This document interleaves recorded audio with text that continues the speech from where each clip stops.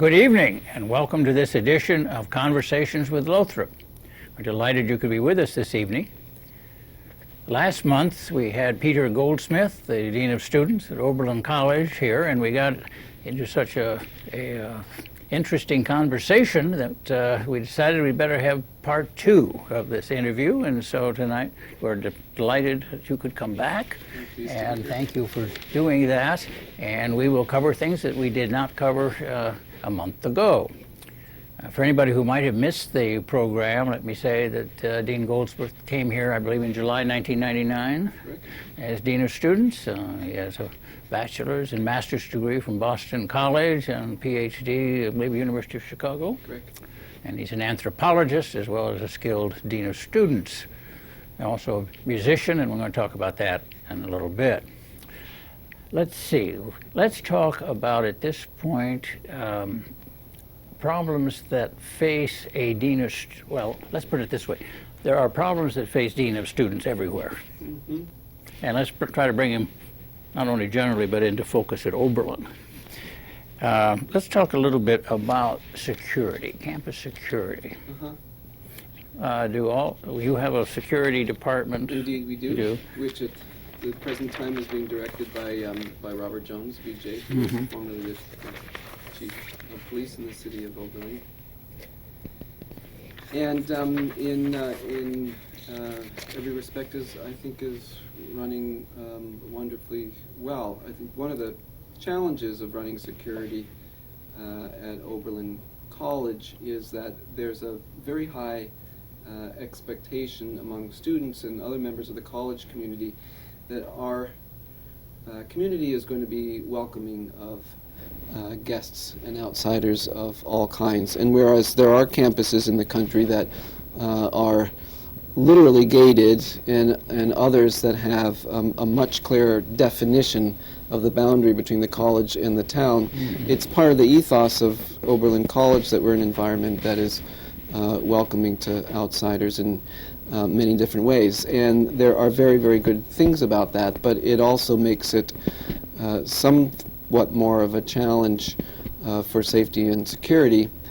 And it places some burden on students to have some instincts about who belongs in a particular place in a particular time of day or night, and to help students understand that they need to know who their neighbors are, and when there are people that they don't recognize, particularly at night and in their residence halls, then they have some responsibility to challenge them. But it's one of the costs of living in an environment in which we don't want to draw strong boundaries between the college and the town, because that relationship is a very important one, and one which students and faculty administrators and others want to encourage and nurture.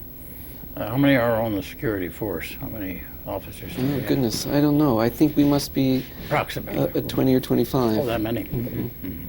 Not all at one time, I assume, rotating shifts. No.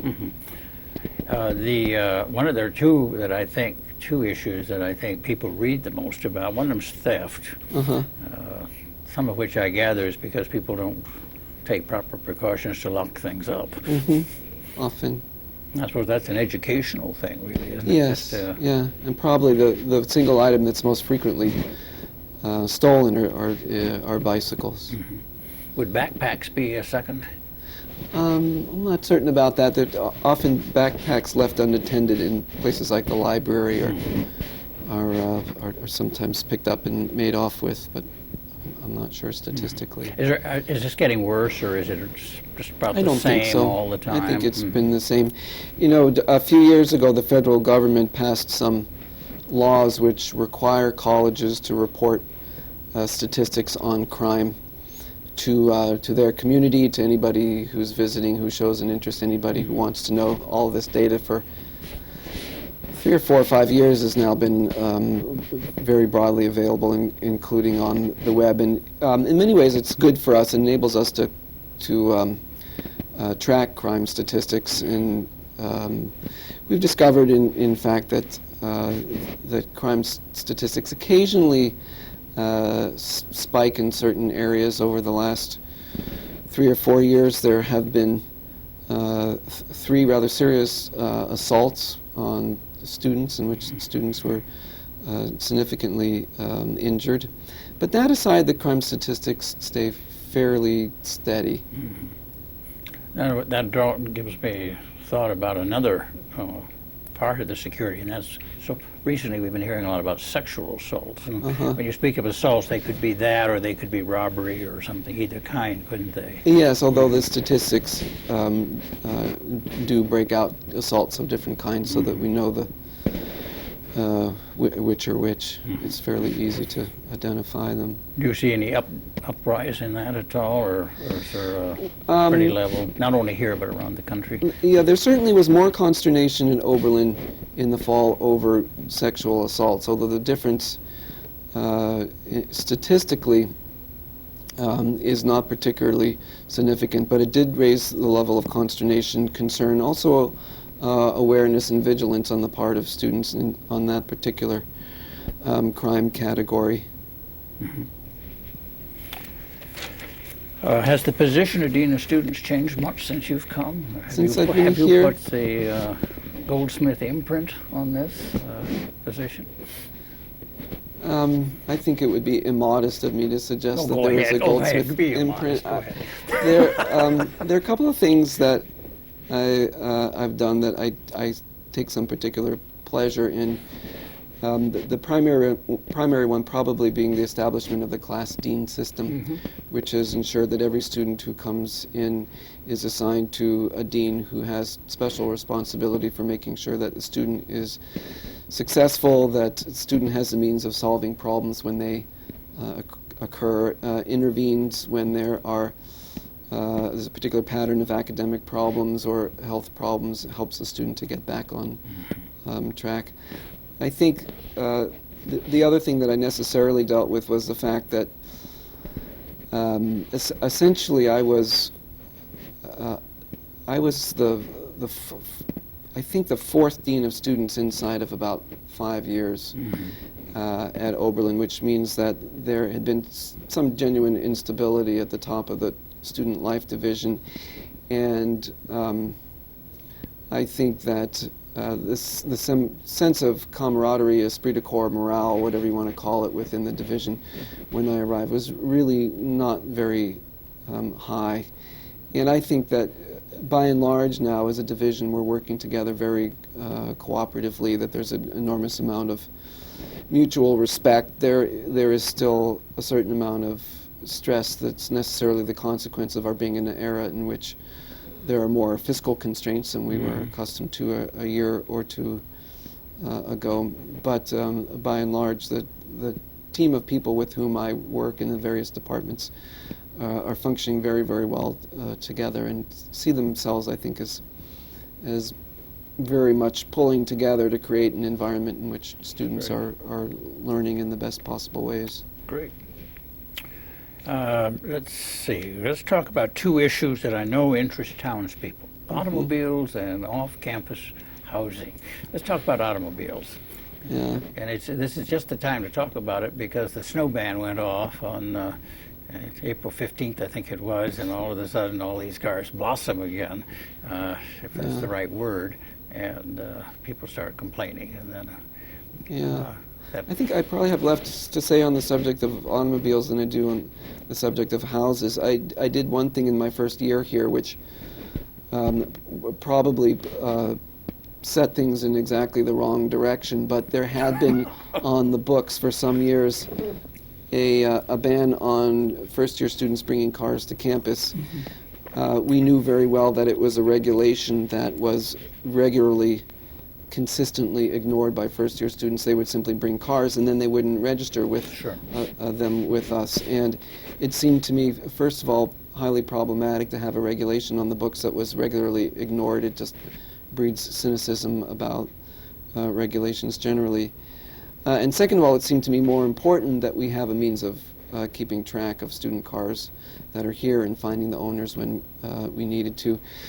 The college did build a new fairly large parking lot off of Woodland Street, expanded the Woodland Street lot this past fall, which has increased our parking capacity pretty substantially, and in the coming months the number of vehicles that are associated with the construction project at the Science Center will decrease substantially, and that will create more spaces. So I'm hoping that the problem will be less pronounced in the town, although Am I correct that since these cars do disappear in November and they do reappear, that they've been somewhere during that hiatus, and that it's not a matter that there aren't sufficient parking places, they just aren't where the students want them at a given time?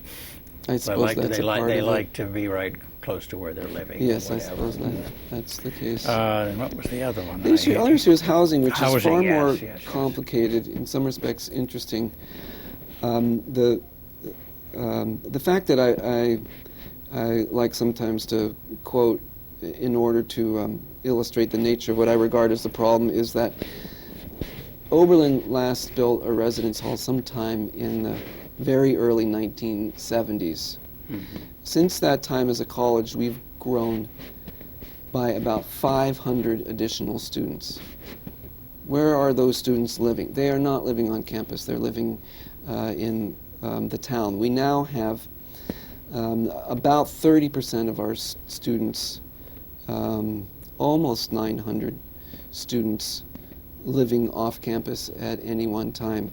And as a consequence of, I think, what was probably an unthinking decision to grow the size of the college without growing our housing capacity on campus, is that a significant number of additional students are living in the town, and it's having the consequence of accelerating the deterioration of the quality of the housing stock. It's deteriorating the stock that's available for single-family housing purchases, particularly among more modest income brackets, and it's having a quality on the standard of life in some of our neighborhoods, and more generally having an effect on the quality of life in the town of Oberlin. It's not a good thing, and the college, the president in particular, I think, is quite intent on raising the capacity of student beds on campus in order to reduce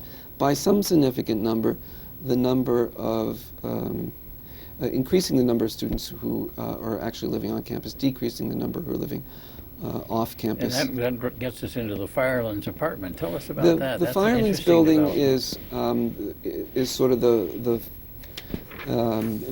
opening of our strategy to increase the number of students on campus. This is a building that's behind racks off of College Street that is run by an organization called United Church Homes for low-income persons, and over time has become facility, not exclusively, but in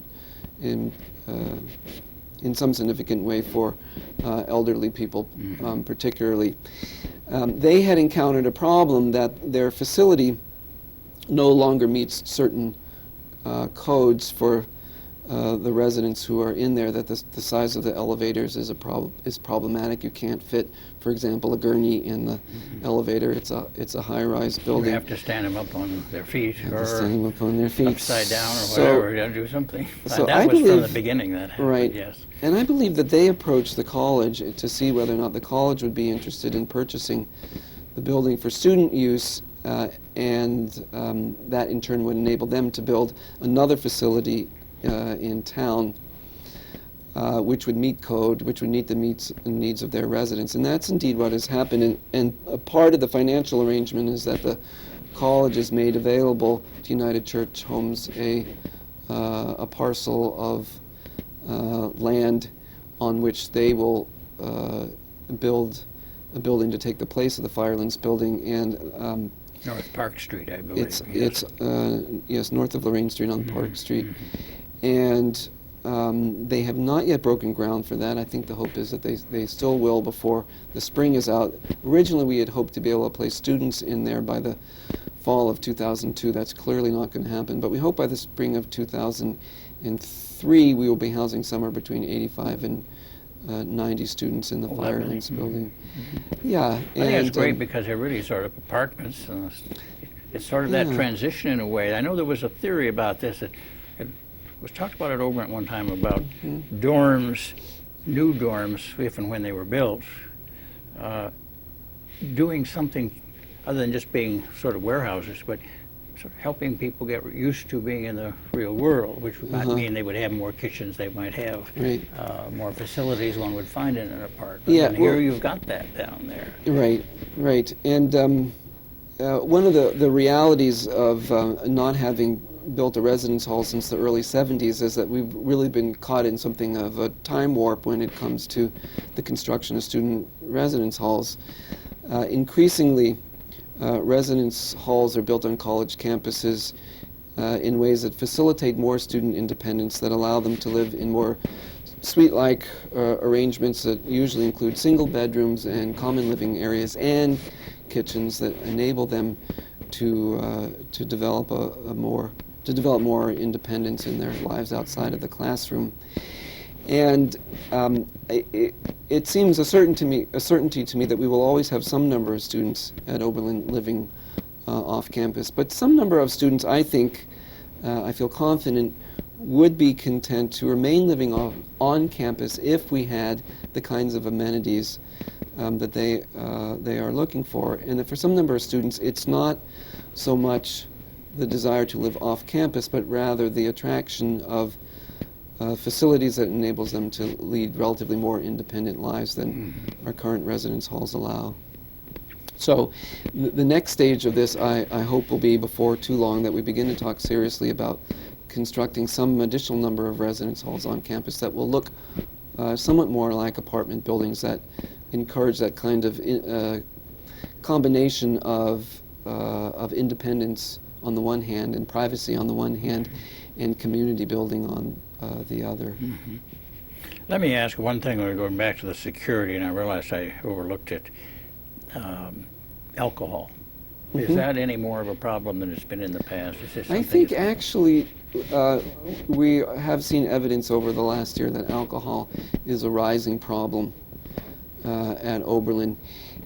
It's still, compared to other campuses that I know, it's a relatively modest problem. As you know, I came here from Dartmouth, where alcohol abuse sometimes seemed to be a kind of way of life for some number of students, particularly those involved in the fraternity system. And I still find Oberlin relatively refreshing in the lack of substance abuse, particularly alcohol abuse. But it's a problem that's creeping up, and we've taken some measures recently to be more attentive to it, particularly to have ways of responding in instances when students are using alcohol in ways that are abusive and dangerous to their own health and dangerous to the health of others. I was surprised to read in the New York, I don't know why I was surprised, somehow I was startled, I guess, but reading the New York Times, I think a week ago or so, that there are 1,400 college students nationally dying just about that number every year in recent years.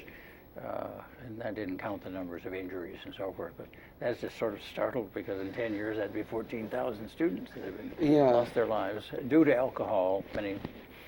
Lots of these on spring breaks, I gather, but not always. And it's just There's a sad. lot of alarm on college campus just generally about alcohol abuse, although of course it goes back many decades. I think our focus is on a couple of things. One is our educational responsibilities to help students understand the consequences of alcohol abuse, and particularly the consequences to the quality of life for other community members. We have frequently pointed out recently that almost all sexual assault on campus is accompanied in one way or another by alcohol abuse, and our purpose in pointing that out is not to hold women responsible so much for the situations that they get into, but point out that often it's men whose judgment is impaired by alcohol abuse. They're not picking up good signals. They're not picking up clear communication from others, and they get themselves into bad situations by being poor communicators. And alcohol abuse will do that. It will blunt your ability to communicate well, and it will blunt your ability to listen well. Let's change the subject a little bit.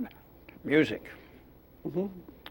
And I believe you once worked in record stores, a record store, and Yeah. you studied violin, and I believe there were some other instruments. I remember when I read about this, I thought this is a very talented fellow. Yeah, that would be to overstate the case very seriously, actually. But my interest in music is long-standing and does go back to a job I had when I was in high school, senior in high school, evenings and weekends working in a record store. And even through parts of graduate school on the south side of Chicago, I worked in a record store, which was really quite interesting because it enabled me to see an aspect of the community on the south side of Chicago that one would not have otherwise seen as a graduate student.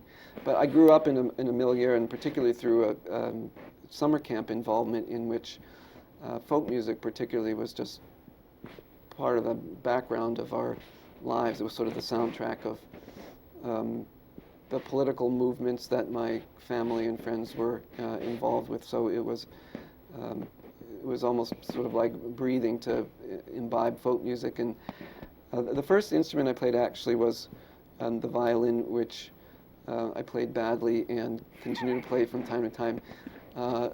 Badly, but it did begin to give me a little bit of music theory. And then I picked up some guitar, and then it was an easy matter to combine an interest in violin guitar and pick up the mandolin, which is tuned like a violin, and then from there to a tenor banjo, which is sort of the banjo equivalent of a viola. It's tuned like a viola. And then in the course of this music, you got acquainted with somebody named Mo Ash. Yes, acquainted with him figuratively because I never met him. But Mo Ash was a man, the son of a famous Yiddish writer named Sholem Ash, who in the Second World War began to run various record companies, and in 1948 established a record company called Folkways Records, which was the premier record label through the late 40s, 50s, and well into the 60s, and in fact it continued into the 80s. The premier label for issuing folk music of the world, and indeed its catalog of over 2,000 records ultimately was a kind of mammoth index of world sounds of all kinds, particularly but not exclusively folk music, was famous for having issued almost all of Woody Guthrie's recordings, most of Pete Seeger's recordings, the majority of Leadbelly's recordings, and recordings of Sonny Terry and Brownie McGee, lots of blues musicians. You wrote a book about him, didn't you? Oh yes, this is what I'm getting to. Okay. That I didn't want to lose that thread. In 1998, with Smithsonian Press, I published a biography of Mo Ash entitled "Making People's Music: Mo Ash and Folkways Records," which is a history of. It's a biography of Mo Ash, a history of recorded folk music in the United States, and also a kind of a history of the intersection of the history of American Jews, the history of the American left, and the history of American folk music. Good. People can buy that at the bookstore, It can they? may be in the co-op, in what we used to call the co-op He bookstore. says modestly. Notice that. I'm not sure. Last time I looked, it wasn't there, but it was reissued in paperback a year or two ago. And which reminds me, are you teaching at all? Do you have time to teach? I'm teaching this semester. I don't have time for it, but I do it anyway. And I'm teaching a course this semester entitled "The Idea of the Folk in American Cultural History." I had taught it last year as well, and it draws in large measure on the interests that I developed in the writing of Do you this teach book. anthropology courses ever? Well, this actually is an anthropology, anthropology. Course. It's arguably a somewhat peculiar anthropology course, but it is an anthropology Well, you're sort of course. combining two interests together, aren't you? I am. That's great. That's I am. great. Well, do you have any? We're reaching the end of this. Believe it goes fast when we're having fun. Indeed. Do you have any final comments you'd like to share with our audience tonight? Oh gosh, wasn't prepared for that question. I've loved working for Oberlin College. It is a challenging place to work. It's challenging because the expectations of the institution are very high, in large measure for itself. Oberlin expects a lot of itself. We do an enormous amount on behalf of the education of young adults, and we have the added enormous benefit of attracting spectacular students to our campus who are here in large measure because they love learning. They love creativity, and they love thinking about the relationship between the learning that they're acquiring at the hands of a very talented faculty and a very complex world that they're about to enter as adults. So you're glad that you're here, and from what I hear, they're glad that you're here. Yes, And, some days. Some days at least. And we thank you very, very much. And we have something for you here as an alumnus, or if that's the right term, of Conversations with Lothrop. Here is a souvenir mug. You can keep that on your desk to impress students or faculty when they come in. Yes, thank you very much. And we thank you so very, very much for being pleasure. our guest these 2 programs. It was my pleasure to be here. Thank you so much for joining us, and next month we will have another interesting guest. Until then, this is Richard Lothrop saying thank you so much for joining us, and good night.